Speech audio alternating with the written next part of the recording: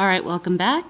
So this is the next page, and this is where we have data for 13 students from after the AP exam. We had them run a 40-yard dash, and then we had them do a running long jump, and these are the times and the distances recorded.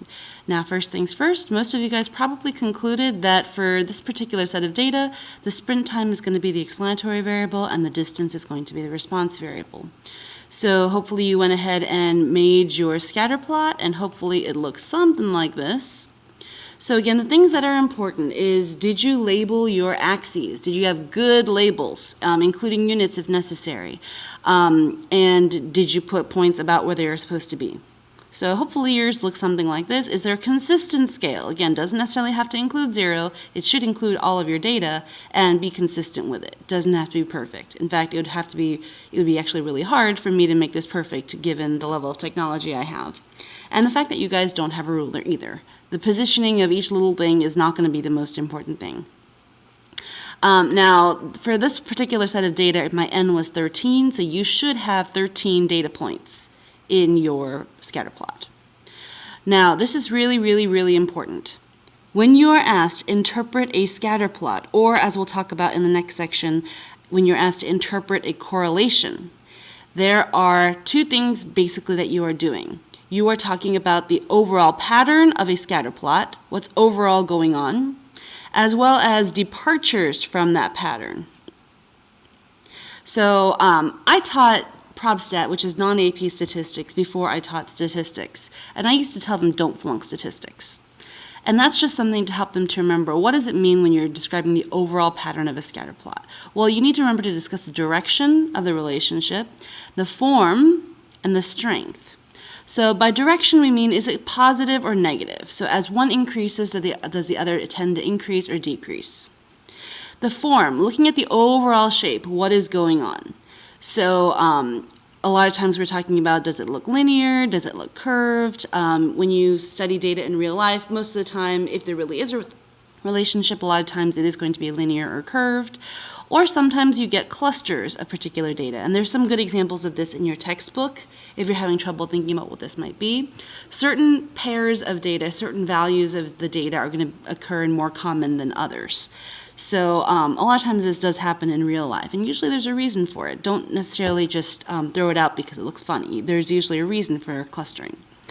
And strength. So there might be a form, like it might look linear, but how closely does it cleave to that particular pattern, or is it kind of all over the place? So when you're talking about the overall pattern, this is what you mean. And of course, there's going to be departures from that pattern, which are called outliers. Now, unlike when you're talking about univariate data, where there's a strict rule for this, 1.5 times the interquartile range, and then, add it to your third quartile and subtract it from your first quartile, there's not going to be a hard and fast rule for this. We're going to talk more about outliers and influential points later on, but for now, it's enough to know, get an intuitive feel for what's going on. So in this one here, probably most of you guys thought that this point here, so, I mean the person that ran it in a little over 8 seconds, 40 yards, and had a long jump distance of about 151 inches. This does not seem to fit with the overall pattern of the data, and for now that's going to be sufficient as far as identifying outliers go. So, looking at these other things, direction, form, and strength. The direction of the relationship, as the sprint time increases, the long jump distance tends to decrease. There's a negative association between these two things. The form, well, especially with that point there, it's pretty linear. I mean, there's not clear evidence for things that are curved, or even for clusters, really. It's possible we might have seen them if we'd had a larger sample, but I'm not really seeing any evidence of that here. If that point wasn't there, you might be able to get away with saying it's curved, but even then, I don't see a very strong curve going on, at least not in this graph. We'll talk about other graphs later. And the strength. So even if it's a linear relationship, it's not going to be like a perfect relationship like you see in algebra textbooks when they have like made-up data. It's going to be a moderately strong relationship there. Now, if you got this in real life, like in your science lab or something, that's fantastic. Don't make up data because that's usually a dead giveaway. We can see that your data look too perfect because that doesn't happen in real life. Moderate relationships are great in real life. If that's what you're getting in your real life research, that's fantastic.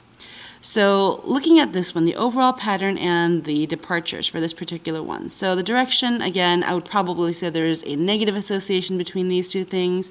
The form of the relationship, it seems to be linear to me, at least as far as we can tell so far. And strength, I wouldn't call it stronger than like moderate, and we did say that there does appear to be one possible outlier going on. Now, I get a lot of questions about like what's strong and what's moderate and what's weak and stuff. And this is not something you're going to find in any textbook. Don't feel like you have to write this down. But just as an idea, like how do you get an idea for this thing? When you're looking at a scatter plot, I kind of mentally draw like a circle or a loop around all the points and then say, well, what does that look like here? So again, you're not going to see this in any particular stat textbook again. So if overall you look at it and you can't even tell a direction, it looks like an apple, there's not really a relationship there. If you circle it and it looks like a potato, moderately strong. If it looks like a cucumber, strong. If it pretty much looks like a string, being very strong. And if you're at the point where you're talking it looks like a piece of spaghetti, that's perfect. And that's the one that does not happen in real life. Again, this is not like anything official, and again, you're not going to find it in a textbook, but it's just kind of to get a feel for what's strong and what's moderate. We're going to review a little bit of this when we're back in class, and I'll be going over this and seeing if you guys can get a feel for this. So, we've talked overall about the relationship between two variables and how to describe a relationship that you see in a scatter plot. I do want to talk a little bit more about how to measure that numerically. Before we do that, let's get to a real-life example. The anniversary of the Challenger explosion was not that long ago. Some of you guys might have seen some of the news coverage for this. It was a really big deal. 7 astronauts died, including the person who was supposed to be the first teacher in space, because 2 large rubber O-rings leaked during takeoff. They lost their resiliency because of the low temperatures at the time of the flight. The air temperature was about 0 degrees Celsius. Now, if you think about that, I mean, this is below freezing. This is Florida. This is not usual circumstances. The temperature of the O-rings themselves was actually about 6 degrees below that. The engineers that worked at the company that was the contractor for NASA at the time knew that there was a problem with this, and they presented their information to NASA, and they knew it was going to happen. It was not something that was like, oh, maybe it'll still be okay. However, if you look at this, and the data that are presented here are the temperature from previous flights and tests, and then here we have damage index. So 0 means there was no damage. The higher the number, the more damage was observed. So I've gone ahead and made a quick scatter plot here using Fathom, where I have put the temperature in degrees, and this is degrees Celsius on my x-axis, and the damage index for the O-rings on the y-axis. So where is 0?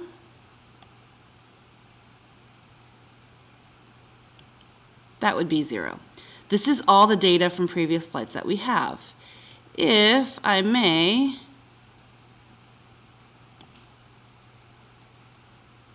so just looking at this graph, I think it's pretty convincing to say that, you know what, we haven't even tested it anywhere close to 0. Maybe this would not be a good idea. Again, it was not a surprise to most of the engineers when what happened did occur. However, and I did want to show you this, instead of showing a graph like this, this is what was actually shown. So this is some of their PowerPoints. Now, if you guys see this, it's kind of hard to tell. I mean, first of all, these are degrees Fahrenheit, so these are not the same numbers you guys were just looking at. And they were talking about the damage, and then, I'm sorry, the qualities of the scan are not great. If you want to look at some better pictures, I have them in the classroom, so you can see them much better. But here you look at this, and then you're seeing, okay, well, which ones were okay and which ones were not at different temperatures. And I think you'll agree with me that this is kind of hard to read. A much better thing to have done, I believe, would have been to just do a simple scatter plot. So looking at this relationship here, I think we can see there is a negative association that's going on between these two variables. You could probably argue it's going to be either linear or curved, depending. But yeah, I mean, moderately strong to strong, I would say. This is not something that like, oh, maybe it'll happen, maybe it will not happen. Yeah, and Challenger reminds us of what can happen and the power of, I think, really good visuals. So, let's go ahead and talk now about correlation. So correlation, and again, this is on the wall in my classroom as one of the terms of art. This is frequently misused. Correlation measures the direction and strength of the linear relationship between two quantitative variables. Again, it tells you about the direction and the strength of the linear relationship between two variables. And we're going to come back to that in a second. You will also see it called the correlation coefficient, or just correlation, or the actual name, which I don't think is even in your textbook, to be honest, Pearson's product moment correlation coefficient. But if you see correlation, or if you see correlation coefficient, this is a number. Again, it's a number that tells you about the direction and strength of the linear relationship. So, characteristics of the correlation. Most of this you probably have in your guided reading notes already. But these are things that are very commonly on the multiple choice portion of the AP Stat exam because it's like theory stuff, and a lot of times people get wrong. First of all, possible values are between -1 and 1, not 0 and 1. I don't know why people get this wrong. They shouldn't. It's a number between -1 and 1. A positive correlation means that there is a positive association. A negative correlation means there is a negative association.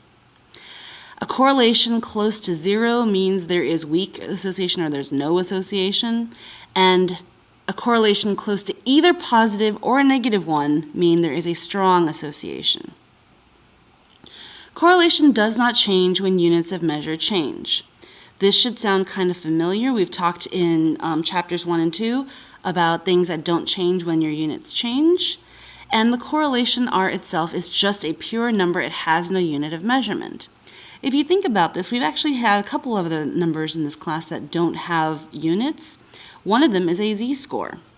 Because remember, for example, you might be doing so many dollars minus a mean number of dollars divided by a standard deviation of dollars. Like your units all cancel out. You end up with a pure number that tells you how many standard deviations above or below the mean you are. Similarly, correlation is a pure number. It does not have units, and it just tells you about the direction and strength of the linear relationship between two quantitative variables. We're going to talk briefly about this in a second, but a couple other things. It doesn't change when you switch your explanatory and your response variables. So it's completely possible to completely misinterpret the question, skip your x, switch up your x and your y, and still get a correct answer for your correlation. Now you're not going to get credit because you can't read the problem apparently, but that means that you could do correlation, and that's not a tip-off as to whether or not you did it incorrectly or not. Correlation, again, is a number. We do specific calculations to find it. You can only find it for quantitative variables. Again, direction and strength of the linear relationship between two quantitative variables.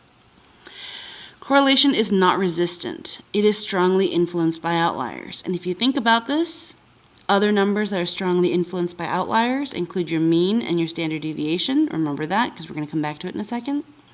And it is not a complete summary of two variable data. It should not replace other numerical summaries or plots of your data. You always need to plot your data. And when we get back in class, I'll do some of these with you guys. So now is a great time to grab your formula sheet and see if you can find the formula for R. I'll give you a hint. It's going to be under Roman numeral 1, and it's going to be below the stuff you guys already know how to do. So look on your formula sheet, find the formula for the correlation, and I'll see you here when you get back.